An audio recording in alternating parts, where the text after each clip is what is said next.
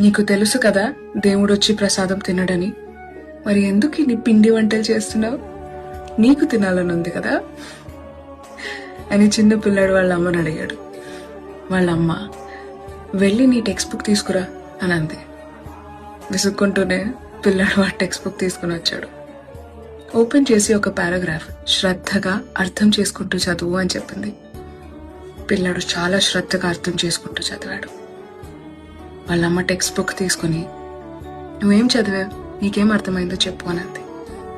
పిల్లాడు చాలా గర్వంగా అండ్ చాలా కరెక్ట్గా ఏం చదివాడో చెప్పేశాడు.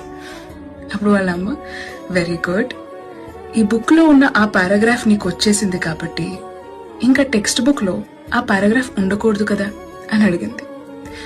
పిల్లాడు షాక్ అయ్యి, అదేంటమ్మా, అది ప్రింట్, అది ఎలా వెళ్ళిపోతుంది, నాలెడ్జ్ అది ట్రాన్స్ఫర్ అవుతుంది బుర్రలోకి, దాట్స్ ఆల్ అని అన్నాడు. అప్పుడు వాళ్ళ అమ్మ చెప్పింది, నైవేద్యం కూడా అలాంటిదే అని. మనం ఏ ఇంటెన్షన్తో సమర్పిస్తున్నామనేది అక్కడికి చేరుతుంది. దేవుడి ముందు పెట్టే ప్రసాదం దేవుడి వరకు చేరుతుంది, దాని సువాసన చేరుతుంది. ఎలాంటి మనసుతో సమర్పిస్తున్నామో అది కూడా చేరుతుంది. దేవుడికి సమర్పించిన తరువాత తీసుకునే ప్రసాదం అమృతంతో సమానం. కరెక్ట్, క్వాంటిటీలో తగ్గకపోవచ్చు, కానీ దానికి అర్థం దేవుడు స్వీకరించలేదని కాదు. ఈ టెక్స్ట్ బుక్ లాగే